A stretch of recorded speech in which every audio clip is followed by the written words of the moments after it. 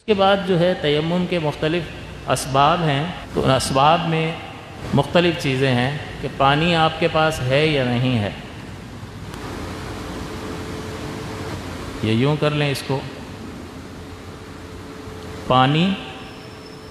ہے یا پانی نہیں ہے، تو یہ صورت تو آپ کے پاس سمجھ میں آ جائے گی کہ پانی نہیں ہے تو تیمم کرے گا، پانی نہیں ہوگا تو تیمم کرے گا، اور پانی ہے پھر بھی تیمم کیسے کر سکتا ہے؟ تو اس میں مختلف اس کے اسباب ہیں کہ بھئی پانی تو ہے لیکن بیماری ہے تو تیمم کیسے کرے گا؟ اسی طرح سے سردی ہے، مہلک سردی ہے کہ اگر اس نے وضو کیا تو یہ سردی اس کو ہلاک کر دے گی، اور کوئی پانی گرم کرنے کی سہولت بھی موجود نہیں ہے، اور پہلے سے بھی پانی گرم کرنے کی سہولت موجود نہیں ہے کہ وقت داخل ہونے سے پہلے کسی طرح سے کوئی اہتمام کر لے، غرض یہ کہ اس کے پاس کوئی سہولت موجود نہیں ہے۔ تو جب کوئی سہولت موجود نہیں ہے تو اس مہلک سردی کی وجہ سے پانی کے ہوتے ہوئے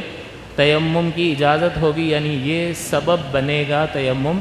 کرنے کا۔ اسی طرح سے کسی کو جو ہے وہ ہلنا جو ہے اس کے لیے مہلک ہے، ہلنا جو ہے اس کے لیے بڑی تکلیف کا باعث ہے۔ بعض اوقات انسان کی کمر کے پٹھے کھنچ جاتے ہیں، کمر میں شدید تکلیف ہوتی ہے، وہ بیڈ پر ہوتا ہے، ایکسیڈنٹ ہو جاتا ہے، وہ ہل نہیں سکتا ہے، تو ایسی صورت میں کہ جب اس کے لیے ہلنا شدید تکلیف کا باعث ہو تو یہ اب ظاہر ہے کہ آپ کو وضو کرنے کے لیے ہلنا تو پڑے گا، پانی بھی ہے، پانی تکلیف بھی نہیں پہنچا رہا ہے کہ اس سے کوئی بیماری وغیرہ کا مسئلہ نہیں ہے کہ بیماری بڑھ جائے گی، لیکن موومنٹ جو ہے اس کے لیے شدید خطرناک ہے اور اس کو انتہائی تکلیف ہوتی ہے، تو اب چاہے کوئی موجود بھی ہو وہ بھی کرائے گا تو ہلائے گا تو صحیح نا، تو ہلنے کی وجہ سے اگر شدید تکلیف میں مبتلا ہوتا ہے تو یہ بھی پانی کے ہوتے ہوئے تیمم کا سبب بن جائے گا۔ اسی طرح سے اگر فالج کا اٹیک ہوا ہے کسی کو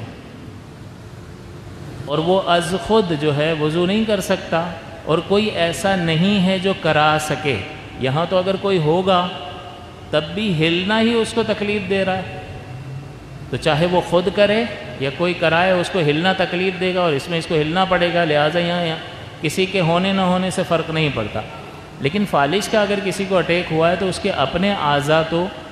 اس کام کو نہیں کر پا رہے ہیں، لیکن کوئی موجود ہے اور وہ کرا سکتا ہے، تو پھر ایسے شخص کے لیے تیمم کرنا درست نہیں ہوگا، اسے طہارت کے لیے وضو ہی کرنا ہوگا، لیکن کوئی ہے بھی نہیں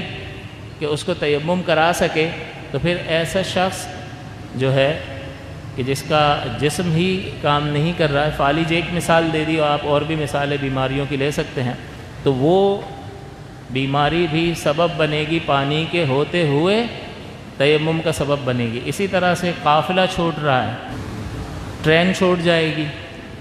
جہاز نکل جائے گا، بس نکل جائے گی، تو اب وہ کیا کرے؟ تو ایسی صورت میں بھی اس کو پانی کے ہوتے ہوئے یہ سبب ہے تیمم کی اجازت ہوگی۔ مزید یہ کہ کسی شخص کا مسئلہ ایسا ہے کہ وہ پانی استعمال کرتا ہے تو اس کی طہارت باقی نہیں رہتی، بعض لوگوں کا مسئلہ ہوتا ہے، ایسی بیماری ہوتی ہے کہ وہ جب بھی پانی میں ہاتھ ڈالتے ہیں تو قطرہ آ جاتا ہے پیشاب کا، تو اب جب بھی وضو کرتا ہے پیشاب کا قطرہ آ جاتا ہے، اللہ تعالیٰ محفوظ فرمائے، لیکن مختلف بیماریاں اللہ کی طرف سے بعض اوقات ہوتی ہیں، تو اب وہ پانی کا استعمال جب بھی کرے گا اس کو قطرہ آ جائے گا، تو وضو اس کے لیے ممکن ہی نہیں ہے۔ تو ایسا شخص کے پانی کے استعمال کی وجہ سے جس کی طہارت ہی باقی نہ رہتی ہو، اس شخص کے لیے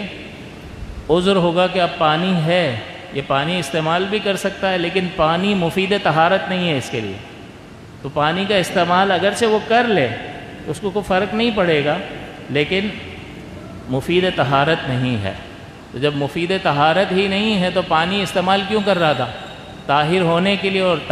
پانی طہارت کا فائدہ ہی نہیں دے رہا، اس کا وضو ہی نہیں ہونے دے رہا، بلکہ پانی کی وجہ سے وضو توڑنے والی ایک چیز آ جاتی ہے فوراً، وضو ہوگا ہی نہیں اس کا، لہٰذا اس کے لیے